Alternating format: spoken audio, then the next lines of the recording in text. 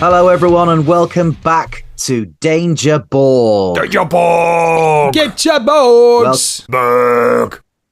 Welcome back to our wife-swapping, lard-buying, monkey-sacrificing, crab-punching tale of pre-apocalyptic doom, everyone. Yeah. It's been a few weeks, isn't it, since we recorded the last ones? I've forgotten what my wife's name was.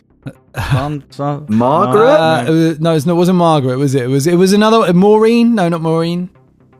Oh, shit, well, we'll find out. We should know that, shouldn't we? We'll find out. We all love her. No. We should know that. Yeah. Ross should know that. I definitely should know that, yeah. Dan's character's got a date with her sister coming up. Yeah. Yep. We haven't identified the sister No, yet. we haven't. She's a nameless sister. Yeah. I'm sure we'll all find out.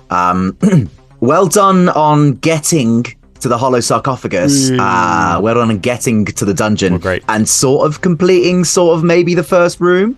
How are Brian, Terry, and Skibbity feeling so far? Well, I can tell you, boy, Brian is very injured, so he is not looking good. He's got Skibbity's 2 hit doing- points. Oh, go on.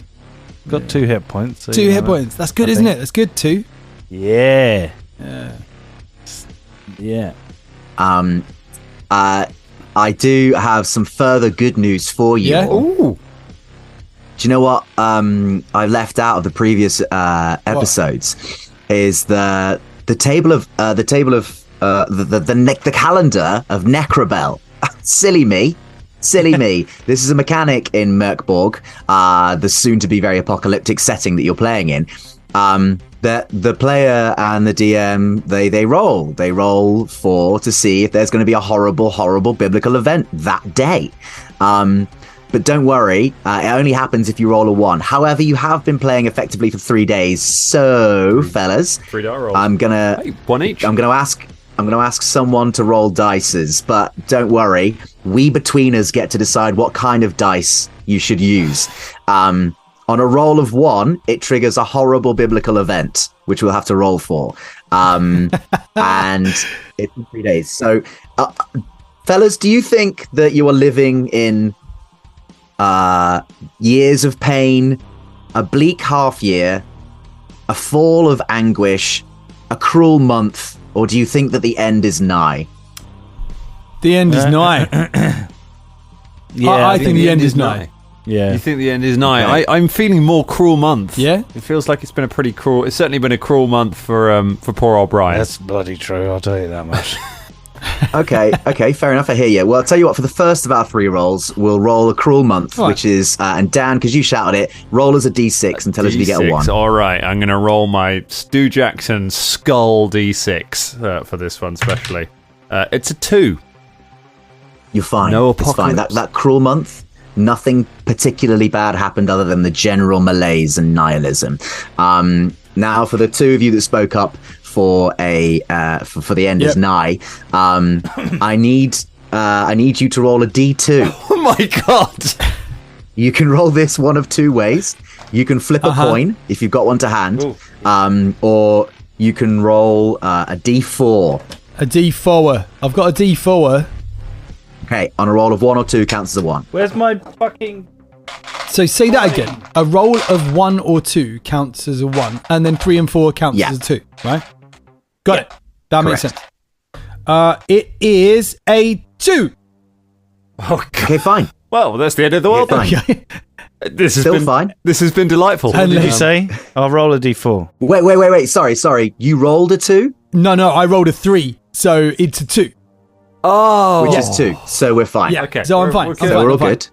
Yeah, be worried there. What do I have to roll? Ross, if you got a coin, you can flip it, or if you've got a D4, you can roll a D4 and tell me what you get. You know that Ross is going to get, like, the end is nigh. Well, what's a 1 on a D4? Well, it's a 1. So So, did you roll a 1?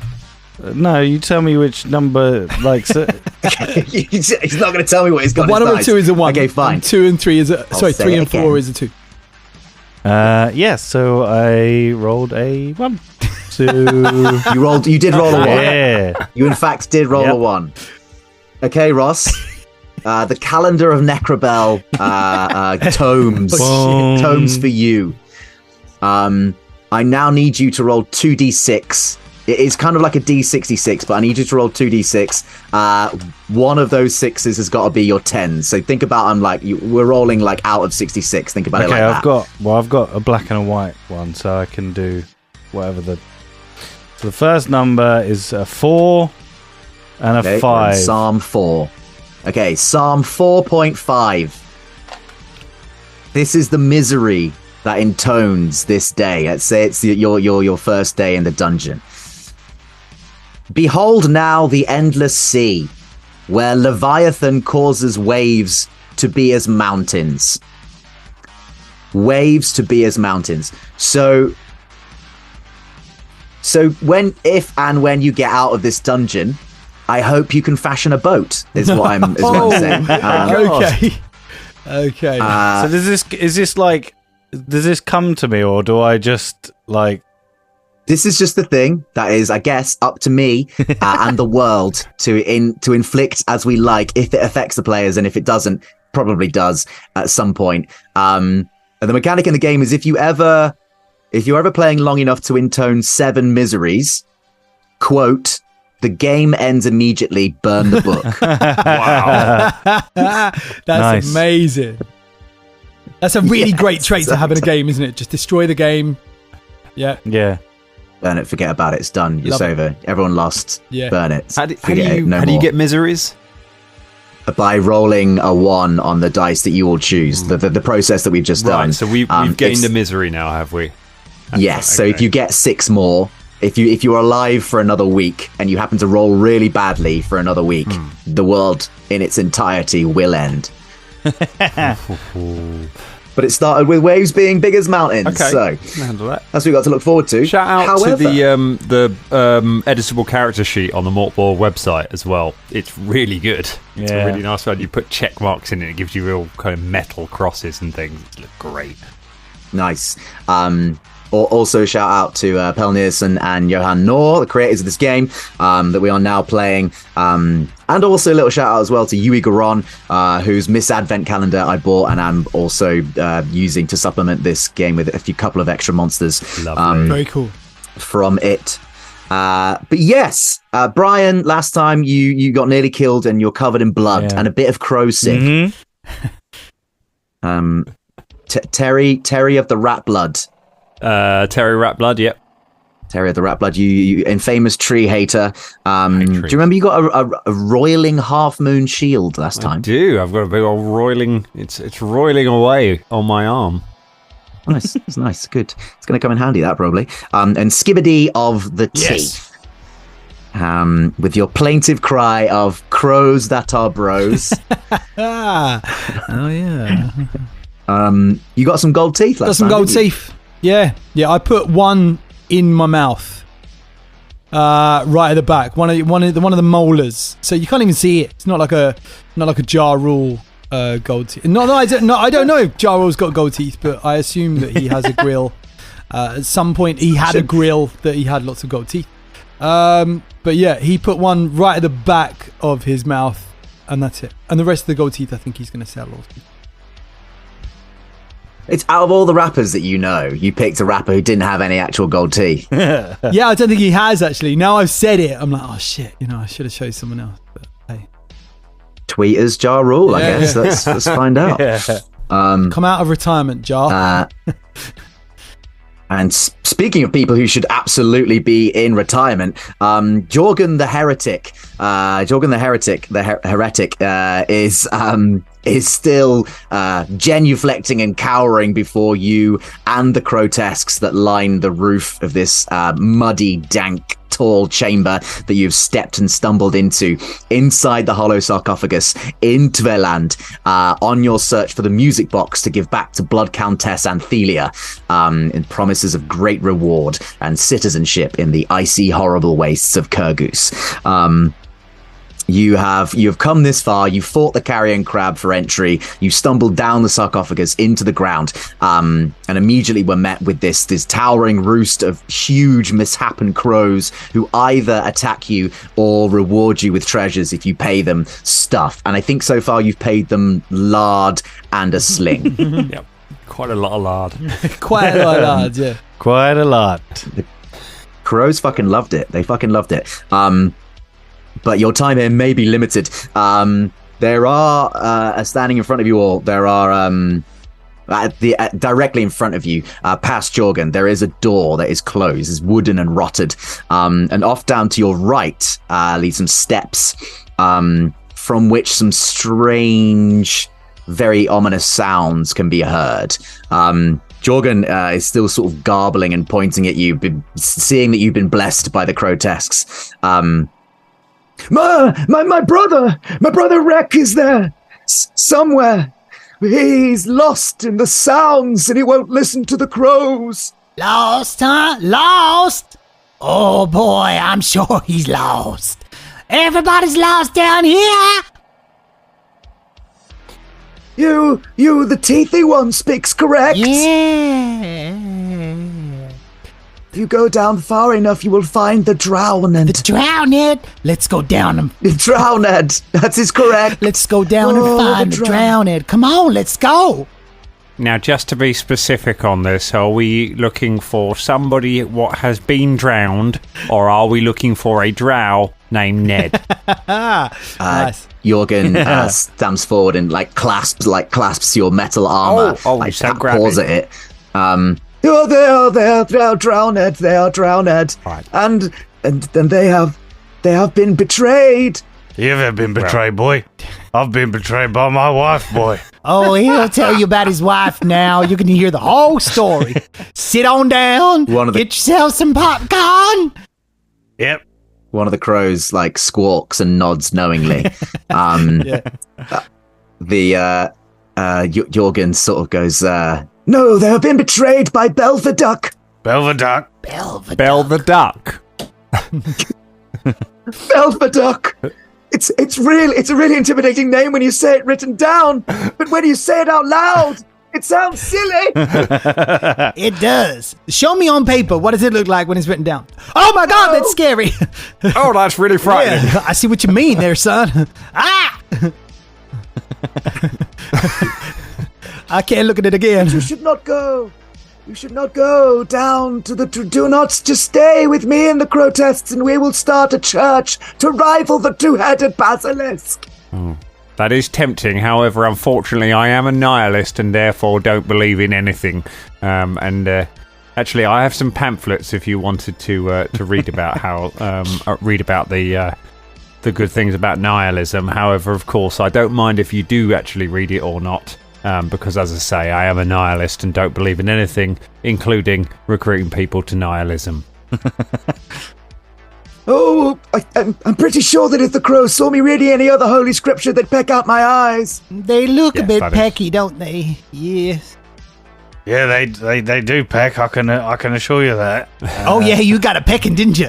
Yeah, I almost died. How are you feeling, Brian? You look quite pecked. Well, it covers up the smell of my awful smell that I got earlier. So no, we can still smell that. We can still smell that. Well, now it's kind of mixed in with the blood and the smell, so it's sort of made its own smell of awful. But each their own. Please get him to stop talking. Fine, I will read the pamphlets. I like that Brian's is sort of like an energy vampire. Yeah. And eventually, everyone is forced to do a horrible thing if they're in his presence. Well, shall we Jorgen tackle leaps this? forward. He takes the pamphlets from your hands, Terry, and reads them. Yes, it doesn't mean anything. Nothing means anything. Ah! The crows descend upon him and they land on his face. And they sort of pop out his eyes. They peck it. They're tearing his eyelids off. Well, I can't help but feel at least a little bit responsible for this. Well, who needs the eyes, boy? I mean, it's... Tell you what, those crows were on her like a group of men on your wife, Brian. It was peck or be pecked, wasn't it, really? Yeah. Come on, let's go down these stairs. Yeah, we'll see you later, boy. Yeah. The corpse of Jorgen is rapidly being pecked to pieces by the large crow who gobble at little gobbets of flesh and slurp down egg-like eyeballs. He was nice. Lovely man. He was nice. Yeah. I liked him. Right. Well, this door is made of wood and therefore a little bit like a tree, and so I'm very happy to destroy it if that's what we destroy need to away. do to get through. Destroy away. Thank you. I would like to hit the door with my mace, please. Kidoki. Terry steps forward and smites the scion of the tree. The door gives in and swings in on a hinge. Slams against the stone wall on the other side. Before you, there's a large cavern. You see a pit. The first thing you see is a huge gaping hole in the ground. There's a few feet in front of you. Across that, there is an incredibly narrow ledge, apparently made of stone or mud or the same material that the ground underneath you is made of. Oh. Oh. Well. Ah. Oh. I wasn't expecting that. Although, if I'm honest, I wasn't sure what I was expecting. Yeah. We should, I suppose we should approach the pit and see if we can meet either the drow Ned or the duck. The duck and the drow. That's a nice pub down in... I've drunk there, yes. Duck and the drow. Let's go over here and see what happens. As you get closer to the edge of the pit, if you peer down safely from where you're standing, it is not waves or water that assail you, but very, very, very far down from somewhere emanates a deep heat. And as you peer down, you can see nothing but darkness. And then as your eyes adjust, a tiny flickering light somewhere down below. Your man Skibbity would like to chew a bit of tobacco, like pop a bit of chewing tobacco in his mouth. Chew it up a bit and then spit it over the sides. Like. Okay. You spit out your chewed, nicotine-laced cud. And fortunately, you've chosen a thing that would definitely make a noise if it ever hit the bottom. And surprisingly, you hear nothing. Hey, I think this is pretty deep. Yeah, it bloody looks deep. It's like a long way down, doesn't it? Does anyone else want to jump? You know, Is there like a ledge on the other side, or is this just down? Yes, there is. On the other side, where the bridge, sort of the very narrow bridge, is leading to, there is a ledge of equal size that you're standing on the other side, and on that is a door. Don't worry, boy. I can do this. No. He pulls out like Indiana Jones pulls out his whip, and then looks at anything that he can whip onto to then swing across. Now, I am taking this, as some of you listeners will remember, I'm taking this from the this is from the Devil's Tome adventure, which is made hastily by Johan Noor, who created this game on the Mork digital dungeon generator, Dungeon Gen. So I love that name. Yeah, it sounds like a portcullis closing, doesn't it? So I'm going with the scant and minimalistic approach to making dungeons here, and I'm looking at the very small illustration that I have. I can't see anything that you would whip yourself onto. However, I suppose there is a door handle. It's very far away. He does it in Indiana Jones. He whips it onto, a little... He's Indiana Jones, though, isn't he? Like, yeah, and that's Indiana Jones. This guy's Brian. do you know what I mean? cuckold Brian, not Indiana Jones. Do you know what I mean? What does Indiana Jones whip his whip onto? In Temple of Doom, he has to go over to the bit and he just whips it around a fucking rock or something. I don't know. Yeah, you don't remember, do you? It's like a big. It's like a I'd let you have it, like in all my games, if you can provide an ample pop culture reference. Yeah. Okay, I'll whip it onto the doorknob. Okay. I would like to remind you there is a bridge going across that you could probably walk across. Okay, but the bridge is very narrow. Both of these things are going to require a roll, basically. Yeah, I want to go with the whip on the doorknob idea. Okay, cool. Roll me. What's better? Because I mean, technically speaking, it's an attack, so it should be strength. But also, what you're doing is agile. So, what's better, strength or agility? My strength, because I've got 0, and I've got -1 on agility. So. Lovely. Okay, so I mean, yeah, sure. So, roll me a strength check. Okay, what on D20? Yeah. D20 plus your strength modifier. Okay, it's a natural 1. Oh God. Okay, so fortunately you weren't swinging at the time, you're just whipping. Okay. So do I lose my whip?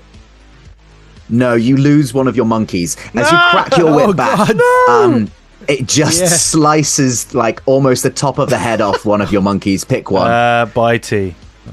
Bitey just gets whoosh. The whip comes back straight away, too fast for the eye to follow, but there's just a sodden thud as the top of a monkey head was just ripped clean off. Oh no, Bitey! Why only? You rolled a 1. Oh dear. At least it wasn't the one you named after your wife. Yeah, Margaret, I didn't mean it. I look at the other 2 monkeys who are like, they must be ignoring me even more now. They're just staring at you with open eyes, like asking silently why, how. I did, or did I? Yeah. At least they're paying attention to you now, Brian. Yeah, they're paying attention to me now. Yeah, you better watch yourself, or I'll decapitate all of you lot. Yeah, especially the monkeys cry and fearfully salute you. Yeah, Brian's got a new taste now. A new taste for blood. having failed to start to whip your way across the yawning cavern, you have inherently started your own fascist regime. So there's something. Brian walks across the bridge. So it is only fair. Like, this is fair. Whenever something like this happens in any of my games, I try and do this. I try and do DM to players. I will tell you that there is a check involved. Brian, when you step forward, you put your first foot on the narrow ledge, and the ledge is only about as wide as your foot. You have to put one foot in front of the other. It's incredibly far down. Just then, after you whip and after you put your foot on the ledge, then you smell a cigarette being lit from Skibbidy's tobacco that he spat down into the fiery pit a few minutes ago. Who's down there? Someone smoking cigarettes. I will tell you, in the notes for this room that Johan Nor wrote, it just said there is a check involved, and it just says fall and die. Oh my god. That's all it says. So with that in mind, all right, before I step on, Ross. I'll turn to the group and I go, listen, if I don't make this, you look after Margaret and whatever the other one was called. Oh, I'll take care of Margaret. Don't you worry about her. He points at the rat guy. Terry Ratblood. Terry? Yes. You're a better man than I ever was. Yes, I'm aware of that. You're a bigger man. you can just go down the stairs. Like, this isn't necessary. Yeah. You don't know that this is important. Absolutely. It's just, you have another option and you're so determined. Fucking lemmings. You're a better man than I ever will be. You can tell my wife that I bloody hate her, but I also bloody love her. And I can't stop thinking about her. Anyway. I'll do my best, but all indications about your wife make it sound like I will not have time to do that. But, well, see you later. I'll go now. He steps good on. luck, Brian. Okay. If you guys die, you're gonna come back. You're gonna be playing Brian's monkeys. There's only 2 of them. Yeah. Okay, so. Okay, Ross, make an agility check as you step over the yawning chasm, which is aptly named in this dungeon as the Pit to Hell. Oh, natural 20, baby. Yes! Natural 20. So it's a 19 with my -1. Amazing. Natural 20 is a natural 20. You skip relatively gracefully and easily, having offloaded your emotional burden to your erstwhile companions. You feel lightness and brevity, as almost as if embracing the end has made you fearless of it. You step to the side with grace and ease, making it seem laughably easy to your 2 erstwhile companions. That was anticlimactic. I thought I was going to perilously die. Well, the next one. Who's next? Terry turns to Skibbity and goes, stairs? Yeah, I think we'll take the stairs. It's a better... We'll see you down there. All right. All right. All right, Terry. Split the party then, will you? I'll see what it's like. We'll take... Yeah, no one trusts Brian anymore. No, his wife has had sex with more men than have had hot dinners. But it doesn't matter. Brian keeps talking as Skibbity and Terry turn round and slowly shut the door on Brian standing over the pit We'll to bring hell. your monkeys. Sorry. Yeah, Brian. No, with your 20, your monkeys easily made the journey with you. You do still have your monkeys. Right, yeah. They are too scared of the alternative. They came with you. Yes. Skibbity brings the dead monkey with him. Okay, bye T. Rip. Just kind of folded into his belt, sort of thing, So as Terry and Skibbity go back into the room with the now dead Jorgen the corpse, Brian, as your companions walk away from you, you are stood facing a door or the pit back, or the ledge across the pit of hell back to the other side. What would you like to do? Well, it's back to Brian and his monkeys again. That's all I can rely on. Well, let's go. I open the door, or try to open the door. You open the door. It's not locked. You open the door into a small, muddy room. It is a muddy and cramped cave. Oh, a bloody cave! A severed arm is nailed to the wall. And also chained to the wall with very rusty chains, is a humanoid type creature. It looks like it could have once been a woman, but it has scaly skin. It has bluish gray features and eyes, bulbous eyes. Is looking straight at you as soon as the door opens. Yeah, on the other side, as you close the door behind you, on the other side, there are chains, mishap and rusted broken chains across the door, and then there's written "Go to Neck" on the other side of the door as you shut it behind you. The woman creature thing that looks like she could be somehow amphibious scrabbles and sort of perks up at your arrival. You're not one of them. Who are you? Come to release me. Release Belfeder. Hello there. My name is Brian. Brian. Yes, Brian. Currently single.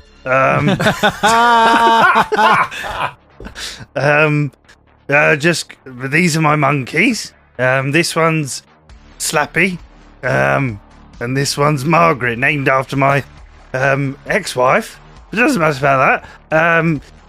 What's your name? Belford, I just said Belford. Release me, you fool. Release Now, me. if I release you, will you go for my neck? Or will you be my partner for life? 2 options. I'm not sure about the legality of this, Brian. Well, obviously, I would not force anything. Maybe we go for a meal. I know a fancy cave next to my home that we could probably go to. It is owned by the Rat Man, but don't worry about that. He does serve a lovely side of moss with some cave water. I do actually like moss and cave water. All right. Well, how did you get in here anyway? Don't worry about that. Brian, on the side of the door that has "Go to Neck" painted on it, you also see underneath, which is obscured by one of your monkeys previously, underneath says "Traitor." Well, I don't believe that you're a traitor. I believe I am. I killed someone. we all kill people. I murdered him. I've killed several badgers and foxes outside, so don't worry. I'll do it again, Well, Brian. maybe we could do it together. I've got a thirst for blood now. I killed one of my monkeys outside, so maybe you...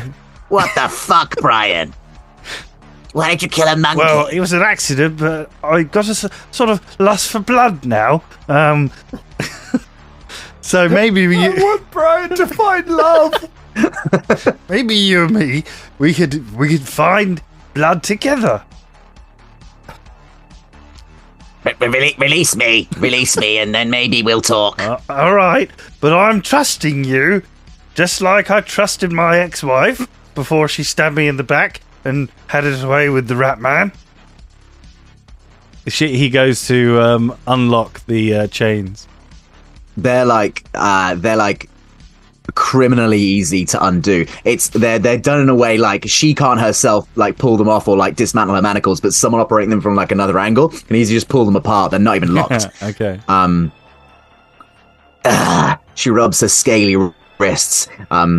She sort of like goes, Yes, thank you, Brian. You're welcome. Thank you. Now, how do we get out of here and go on our first date? Well, Brian, a date, if you will, if it means bringing vengeance to mine other kin that are down in the altar. Yes, let's do that. I don't mind bringing you justice, as long as They are fools, Brian. They have had their minds warped by the plant of life. Oh, bloody idiots! Who likes plants, eh? Stupid people. That's who, Brian. Bloody. The only thing good plants are good for is eating moss. Don't eat this one, Brian. It grows insidious, creeping spores throughout this place, and it warps the mind wherever you go. Ah, I know what. Meanwhile, So I hear you run a moss restaurant, Skibbity. Sometimes I serve up moss. It's nice. I put some sea salt on the moss. I get the sea salt from the man down the road. His name is Sea Salt John. Sea Salt Sea Salt John. You ever met Sea Salt John? Yeah, he has a lot of sea salt. He only ever lives on that stuff. It's kind of crazy. Makes you wonder where he gets it I know. from. I do often lament that we're so far from the sea. It is strange. I don't know. I never ask questions. You know what I mean? And I get all the sea salt from Sea Salt John. I put it on some moss. I dry it out, and then I put some water on it because you got to dry it out before you wet it up. And that's how you that serve sounds it. delightful. I tell you, hospitality has really been hit hard by the end of the world. It really has. I'm glad You you're say- making a go of it. you say as you step over the body of Jorgen the heretic, and poise yourself down the stairs. Are you both in fact going down the stairs? Oh yeah, we're going down those stairs. Okay. Pair of you step down. As soon as you step down, there is strangely. I know you had a torch when you came in here, but strangely there is a light. There is a strange light. It's very, very dim. It's around your feet, and you see that there are vines that cover these stairs. The as you step down them, you see that the walls there are bulbous flowers that are attached to the vines, and the flowers look like faces. Oh, I'm feeling fine. Oh. I mean, I'm not the biggest fan of vines. They are a plant, but they're not technically a tree, and often do choke trees by growing up them. So I'll be honest, I'm conflicted on this subject. Yeah, it's kind of like a tree. Oh, the flowers. Is that the flowers singing to me? Excuse me. Hello, what's your name there? What are you saying to me there? Are you calling me a liar? Quite catchy, actually. It's like the end of Lord of the Rings.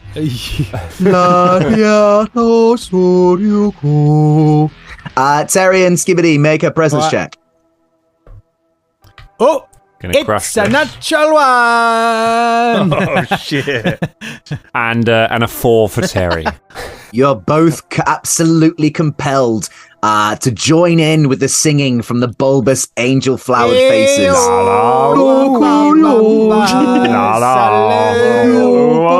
Check my nose style. I rub my nose all over y'all. I put my fingers up your bum. Meanwhile, So I told Margaret, I said, Silence your blithering, Brian. Sorry. Come with me. she opens the door that says "Go to Neck" and "Traitor," and it says, Don't. Did you read that? Well, yes, it said go for the neck.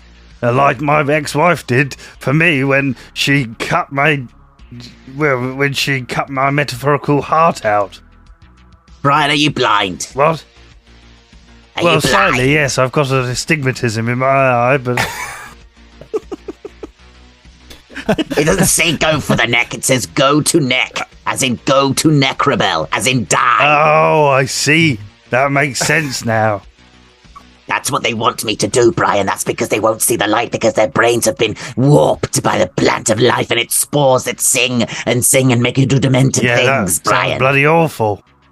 It sounds bloody awful, Brian. We're going to stop it. How are we going to get across this death chasm?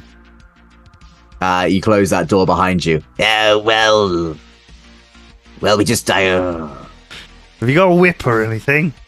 have I got a whip? I've been chained to Are you a going wall. to use whips? Because I don't think I'm even wearing any clothes, oh Brian. yes, sorry. Oh dear.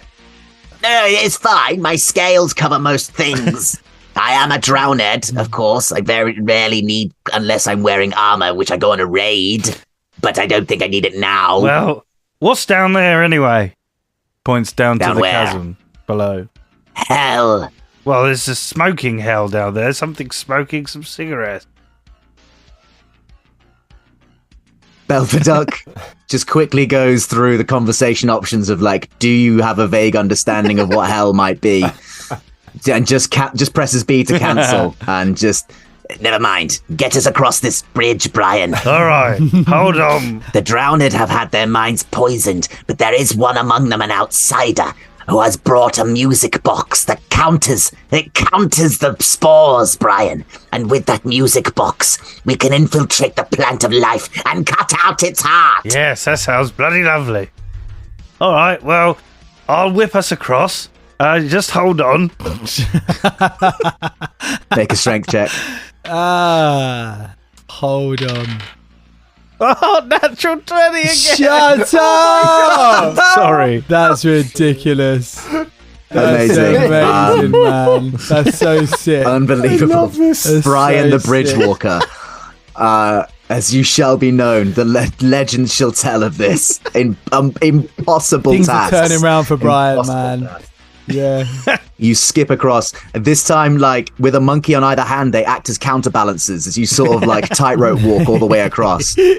Wait, did you roll with your whip? Yeah, but fine. I'll just go with. I was. You whip across. You crack your whip. It attaches to the door handle on the other side. You sweep Belfaduck up with one arm, and you just fucking jump backwards and swoop forwards. It's weird because where the angle of your swing is means your feet should definitely hit the other side of the ledge. But you don't. You just skid all the way off, like you bounce off one of your monkeys, and you land in a tumble on the other side. There we go.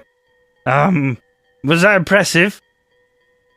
Belfaduck has like accidentally lied, come to a crashing roll on top of you, and you can feel her like callous, moist, clammy, scaly skin, and her weird algae-ridden breath on your face. Brian. Yes, Bev. I want to make this clear. Yes. I have been a raider with our tribe for a long time. Yes. And I have slain many things and seen awful things happen in the darkness. Yes. That was one of the coolest fucking things I've ever seen in my horrible little life. Yes. Have you ever seen a fox skinned, love? Because I've skinned many a fox. What the fuck, Brian? Well, that's the best way to... You were doing so well. He's got all the moves. Yeah.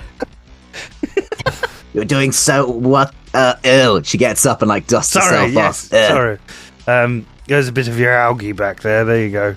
I don't want it. All right. Well, my friends went down this way. Well, they're not really friends. One of them sleeping with my. One of them sleeping with my. Clearly. Yeah. You walk across. Jorgen the corpse's room. The crows are now like the crows have like got like an after dinner card game out. They're smoking cigarettes. They come to the stairs. They're playing werewolf. They're playing werecrow. And down the stairs, you hear very loudly a literal chorus of voices going, Oh, yeah, my fingers are in there. Everything's fine. Belvedere. I don't Belvedere. know It's what to Belvedere. do. Yes, Belveduke. Belveduck. Is that the sound of those, that singing, that flower? That's how it starts, Brian. That's how it starts before the minds rot and you see things and you give way to madness. You got that music box? Where did you say that was? No, I haven't got the music box. An outsider came and is clawing at it in the altar. We have to go down the steps where the voices are coming from, Brian. Then we'll hear the music and then we'll get stuck in the trance.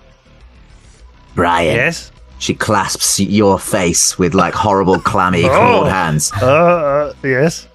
You have to resist it, Brian. Okay. Just let me stay here a little bit longer. Just want to stare at you a little bit. Not in a weird way. Oh, get down the fucking stairs, Okay, Brian. all right. Brian heads down the stairs. Cool, roll me a presence check. Okay, that's better. That is a 2. Amazing. Terry and Skibbity from behind you, all the way at the top of the staircase, as you're all going, hold on, you hear from behind you, I didn't last very long. Lick your face. Brian returns to you with a scaly, drowned looking woman. Oh, Brian, how are you doing? I'm very good. I found a new lady. Is this your wife? Will you get divorced to Margaret so I can make her my wife? Maybe with My name is Belfaduck, and I don't wish to be here with you idiots. I want to get down to the drowned. I hate this plant.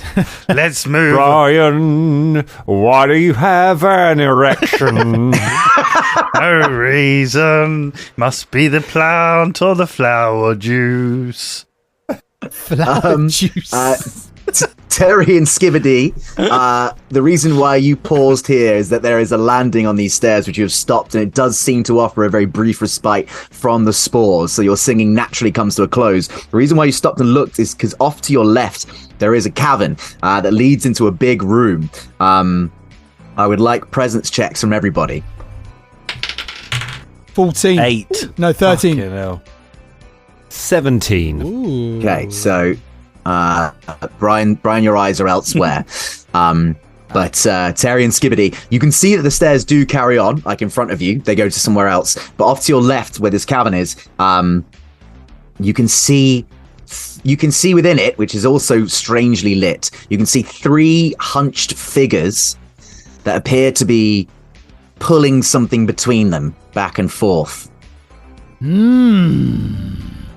What's all that about? Passing something back and forth. Should we step on in and have a good look? Let's have a little talk with Skibidi them, walks in. Come on, Brian. Hello there. Teethy Skibidi walks in, followed by Terry clanking away, with Brian and Belfaduck bringing up the rear.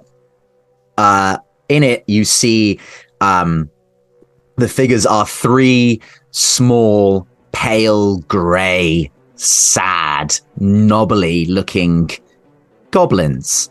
I would like presence checks from everybody here. Ooh, it's an 18. Knobbly goblins. Fucking hell, mate. I'm rolling so bad. You had 2 natural 20s. What are you 14. talking about? Yeah, I know. Well, now that's all the luck gone. 9. Brian, you've never seen a goblin before. You never even heard of What the one. bloody hell is that?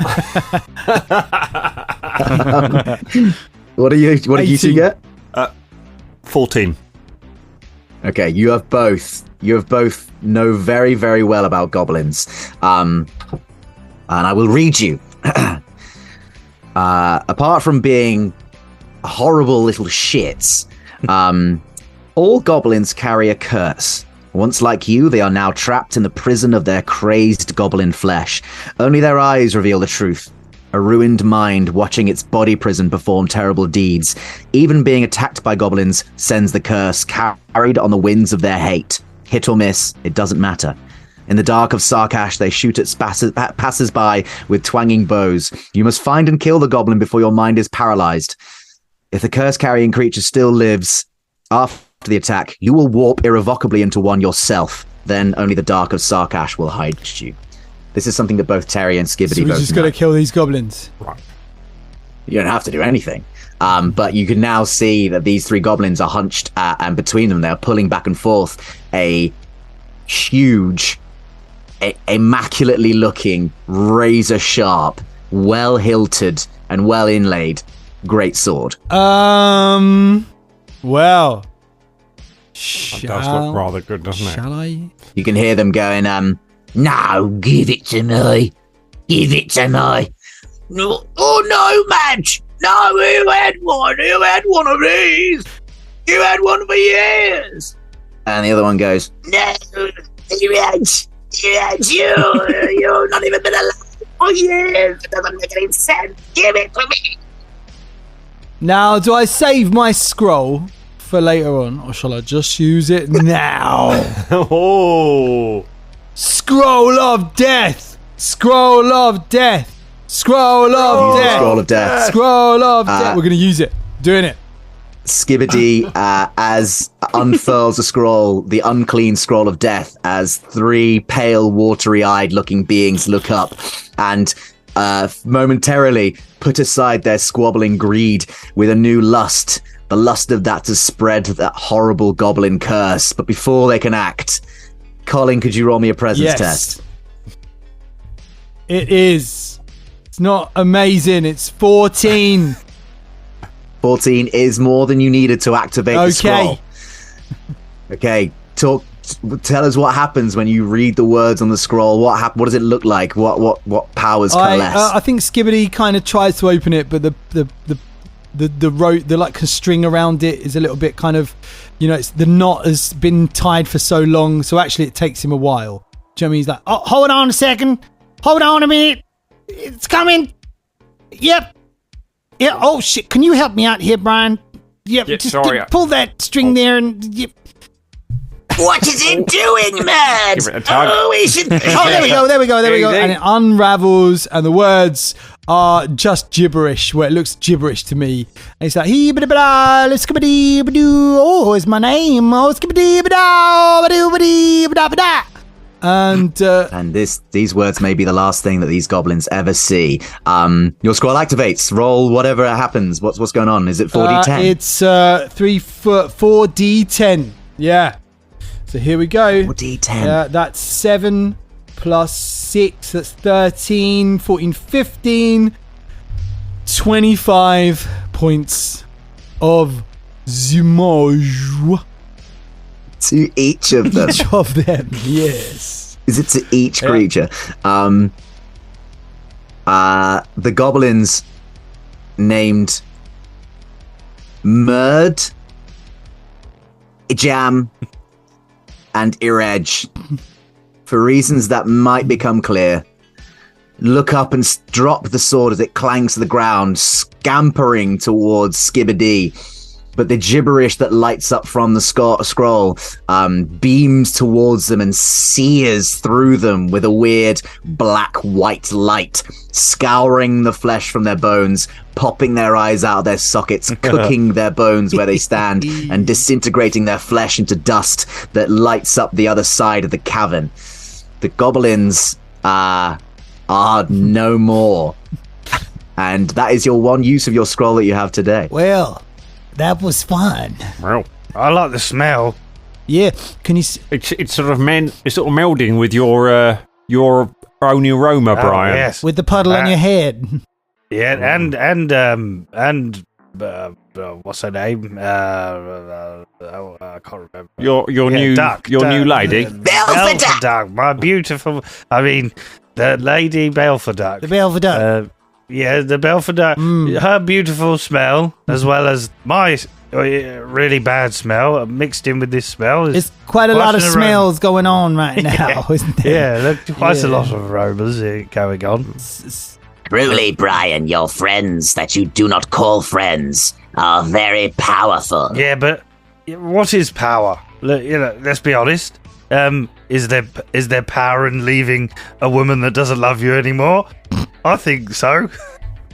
We both just shake our heads. You gotta get over this. Say power was the ability to wipe out 3 horrible goblins in a blink of an I mean, eye. that's the only time I can do that. I can't. If 3 more goblins came through the door, we're kind of fucked. Yeah. Yeah. There's power. There's power in living on your own in a cave, living off the land, killing foxes, skinning them. There is Just stop talking about skinning foxes. Well, Skibbity, I feel like given that you did that with your magical weird words, maybe you should have this sword. Maybe I'll have a look at that sword. Yeah, what's the sword like? The sword is 2-handed. It is a great sword. It is immaculately made. It is razor sharp. It is light in your hands. The tang is at a satisfactory place, and the pommel sits comfortably in your hands as if it's always meant to be there. This sword does D10 plus 1 damage. That's pretty good. That's pretty good. I'll take that sword and I'll use it. Oh, nice. So, how did you two meet, Brian? Well, There's no time for that. Shut up. Yep. Yes. We must get to the mortal outsider with the music box. Well, we need to get the music box to get past the plant. In this room, there is a very small door that leads off to a room inside this room, if you like. And also, there is like a path. Well, no, there's like a well-worn path that leads up to the wall on the other side, on the far side. We go into the room. Yeah. Yeah. Let's do the room. You open the much smaller wooden door, and immediately the scent of shit assails your nostrils. As you step into the goblin's toilet, roll an agility check for me, please, Brian. Oh, let me just check what I got. That's a 6.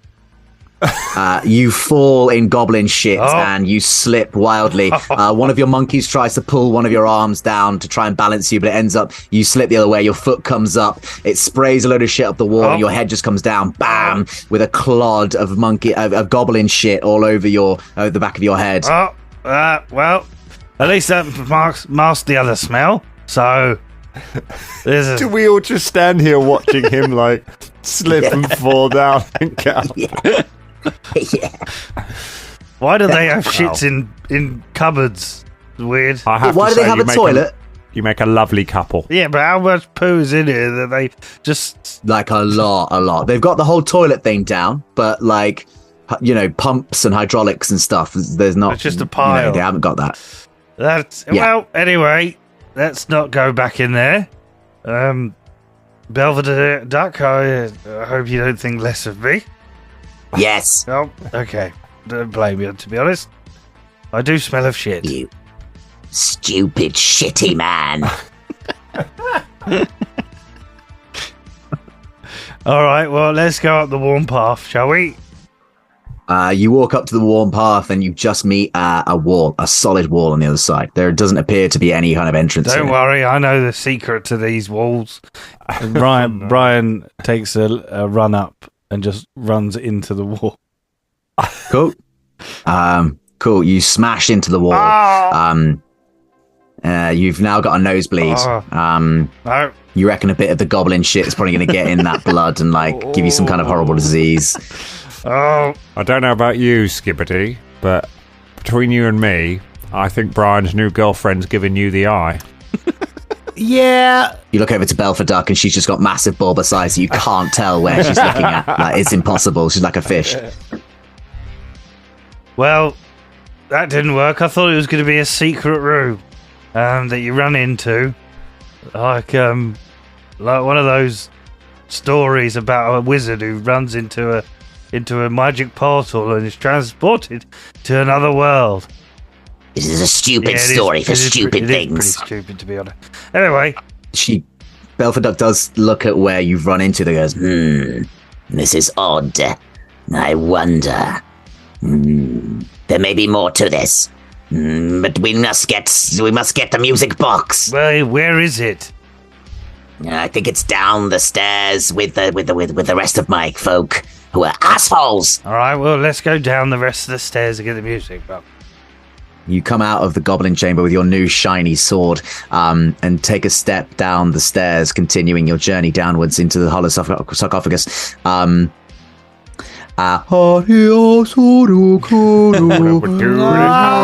we go.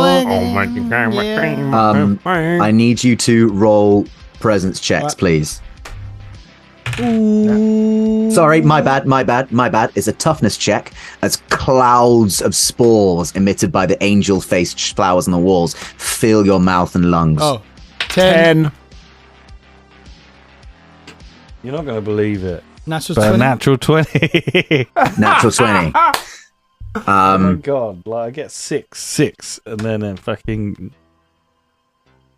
Belfaduck got 19.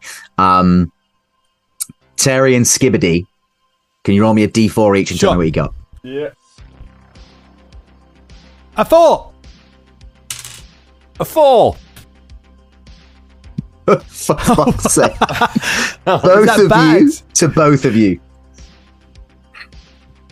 Living creatures are invisible to you. You hear strange voices. And as Terry and Skibbity become blind to all living things, hearing their strange chorus of angelic voices, with shitty Brian now the leader of their troop, with his soon bride-to-be in tow as they continue their journey down into the true depths of the hollow sarcophagus, I ask you, doomed folk, to join us in but a fortnight, where we'll continue this doomed tale. Thank you and good night. Thanks, everyone. Thanks. Oh, Brian.